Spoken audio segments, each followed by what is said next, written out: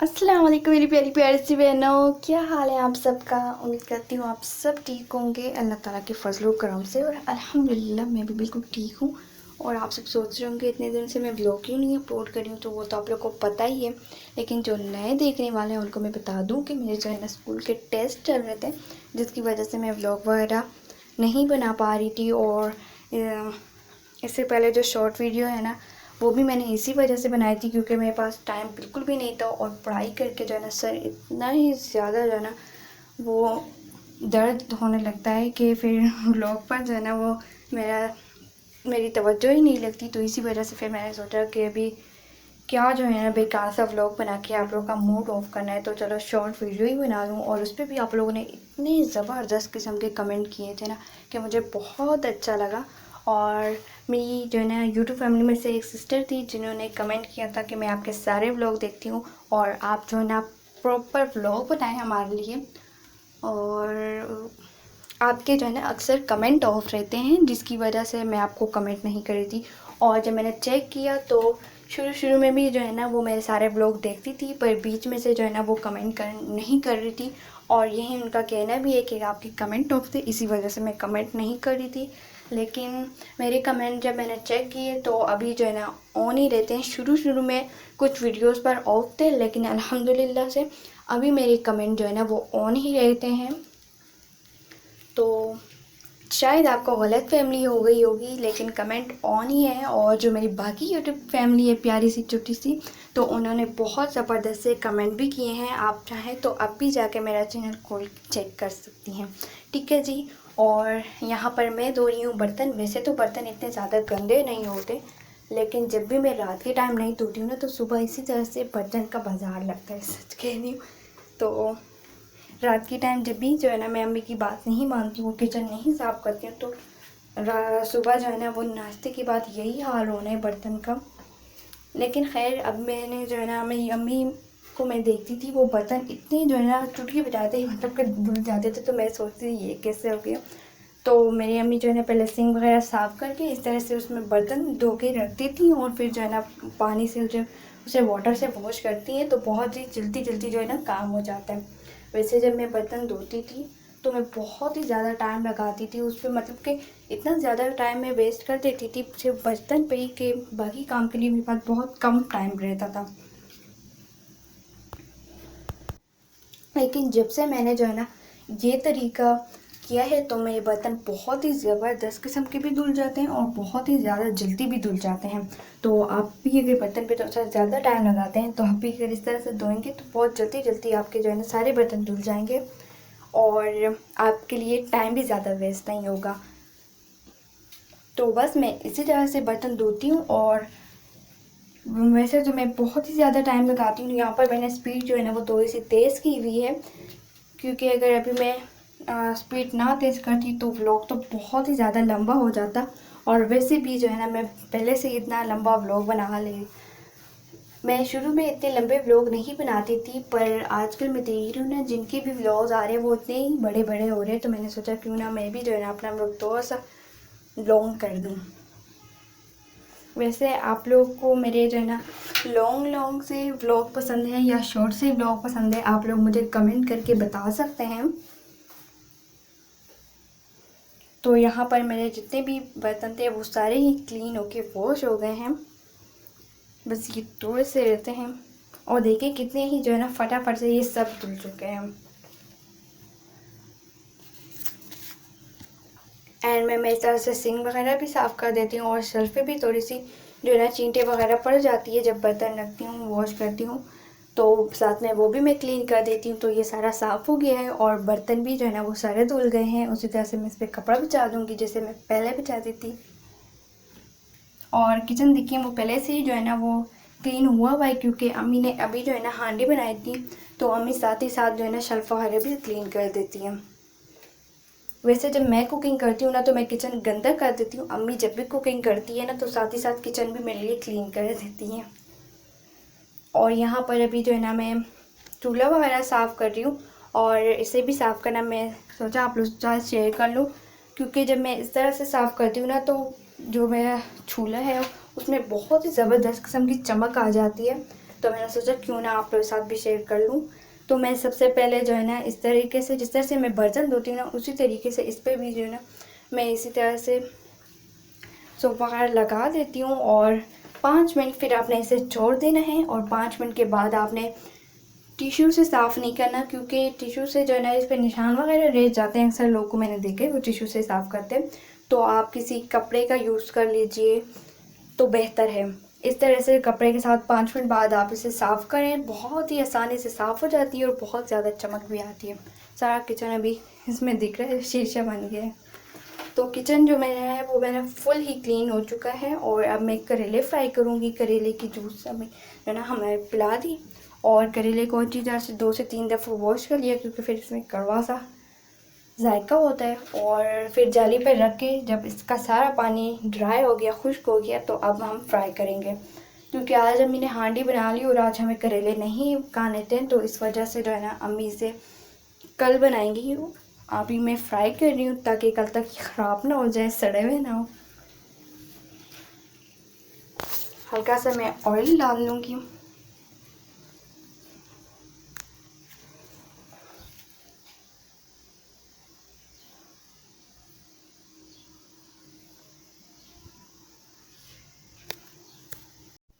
और वैसे भी करेले जो है ना वो बहुत ही ज़्यादा जल्दी फ्राई हो जाते हैं। और मैंने इसे सिर्फ 2 से 3 मिनट के लिए ही कुक किया था, बिल्कुल लो फ्लेम पे। बस इसका कलर हल्का सा ब्राउन होना चाहिए और करेले जो है ना वो हमारे पकने चाहिए। तो लो फ्लेम पे जो है ना फिर मैं इसे फ्राई करने लगी थी। मैंने इसमें और कुछ भी नहीं ऐड किया था, सिर्फ जो है ना मैंने ऑयल ऐड किया था ताकि ये फ्राई पैन पे ज़्यादा चिपके ना।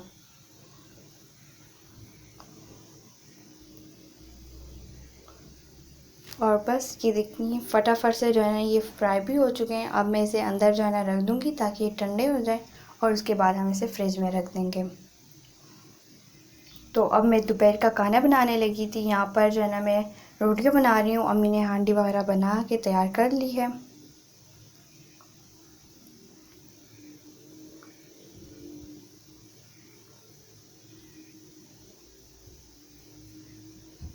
और उसके अलावा जो है ना जब भी मैं रोटी बनाती हूँ तो मेरी रोटी जो है ना वो बहुत ही ज़्यादा चिपकती है शेल्फ पर।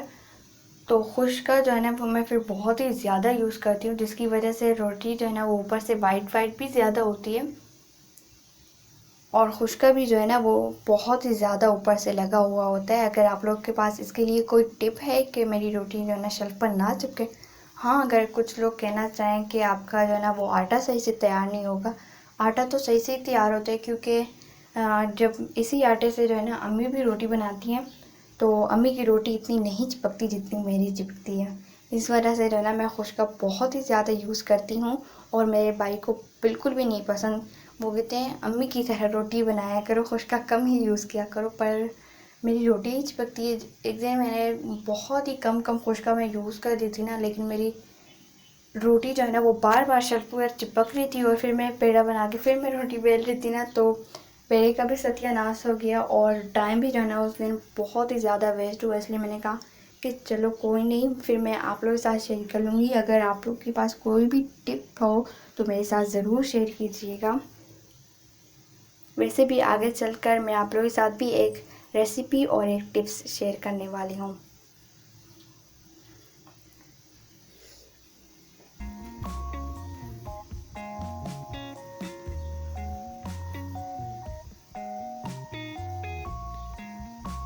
तो यहाँ पर देखिए, जब भी अगर आपकी रोटी जो है ना वो तवे के ऊपर फूलती नहीं है, कुछ लोग जो है ना नहीं फूलती है तवे के ऊपर, तो वो जो है ना फिर गैस के ऊपर ही रख देते हैं ताकि वो रेड सी और फूल जाए।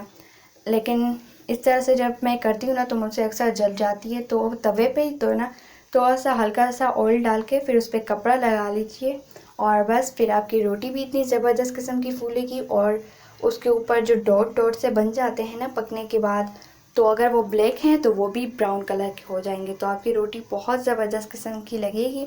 और वैसे भी कुछ लोगों को मैंने देखा वो फिर पराठा भी नहीं पसंद करते, तो मेरा भाई भी नहीं पसंद करता, ऐसी कोई बात नहीं है।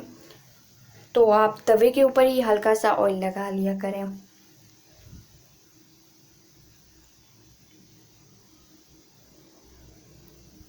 और मेरी रोटियां जो है ना वो इतनी पतली इसलिए होती हैं क्योंकि मैं जो है ना वो पतला वाला बेलन यूज़ करती हूँ। उसकी वजह से जो है ना रोटी बहुत ही ज़बरदस्त किस्म की चपाती सी तैयार होती है। पहले मैं भी मोटा वाला बेलन यूज़ करती थी, बट उससे जो है ना रोटियाँ थोड़ी सी मोटी होती थी। तो ये फिर मेरी अम्मी लेके आई थी मेरे लिए कि आप इससे रोटियाँ बनाओ। और अब मैं आपके साथ कलेजी की रेसिपी शेयर करने वाली हूँ। सबसे पहले मैंने तवे पे कुछ भी नहीं डाला है, बस मैंने कलेजी डाली है और इसे जो है ना इस तरह से मैं थोड़ा सा रोस्ट सा करूँगी ताकि ये वाइट हो जाए। और अभी जो कलेजी पे पानी था वो तवे पे आप देख रहे होंगे कि चिपक गया है, लेकिन ऑयल डालते ही और जब हम चम्मच के साथ या किसी भी चीज़ के साथ ऐसे जो है ना हम अगर कुक करेंगे तो वो सारा नीचे से रिमूव हो जाएगा। या वैसे भी कलेजी की बाद जो है ना तवे को धोना पड़ता है तो उससे भी इजीली साफ़ हो जाता है। तो बस हल्का सा जब हम ऑयल डालेंगे और कलेजी को फ्राई करेंगे उसके बाद ही हम इसमें नमक डालेंगे। तो मैंने जो है ना फ़र्स्ट टाइम जो है ना वो मैं बना रही थी, तो इसलिए मैंने सोचा कि चलो मैं आप लोग के साथ शेयर कर लूँ। लेकिन फ़र्स्ट टाइम ही जो है ना मेरी कलेजी इतनी ज़बरदस्त, मेरी कलेजी नहीं मतलब कि ये जो कलेजी है ये इतनी ज़बरदस्त किस्म की बनी हुई थी। जब आप ख़ुद इस तरह से ट्राई करेंगे ना तो आपको पता चल जाएगा कि कितनी अच्छी तरीके से ये बनती है। और मैंने इसमें सॉल्ट डाला है, नमक।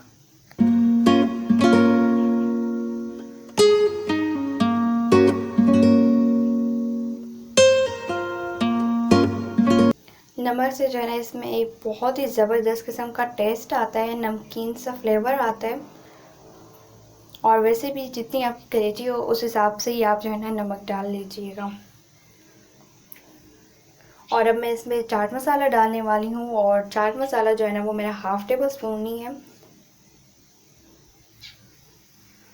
क्योंकि ये जो है ना हमारा होममेड चाट मसाला है और इसमें जो है ना बहुत ही ज़बरदस्त किस्म का फ्लेवर है। तो ये फ्लेवर जो है ना हमें हम सबको बहुत ही ज़बरदस्त लगता है, इसलिए मैंने कलेजी पे भी डाल दिया है। और अगर आप लोग कमेंट करना चाहें कि चाट मसाला की रेसिपी हमारे साथ शेयर करें तो वो मैंने पहले से ही ऑलरेडी मेरे चैनल पर मौजूद है, आप सब देख सकते हैं।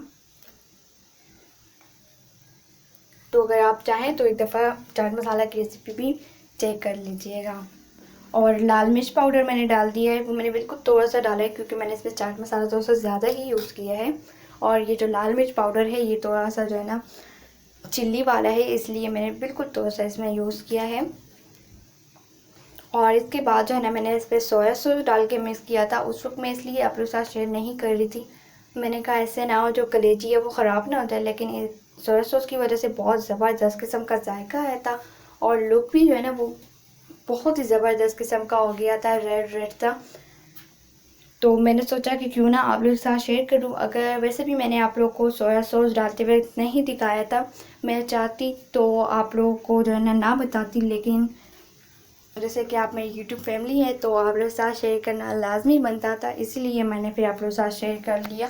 नेक्स्ट टाइम अगर मैं कलेजी बनाऊंगी ना तो मैं आप लोग के साथ भी शेयर करूंगी कि मैं इस पर जो है ना सोया सॉस वगैरह यूज़ कर लूँ।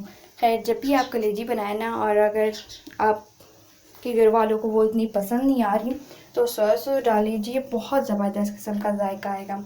ये अम्मी ने चना दाल और कद्दू की हांडी बनाई है। और वैसे भी कद्दू जो है ना वो कोई भी नहीं पसंद करता, जो चना दाल के साथ जो है ना सभी खा लेते हैं।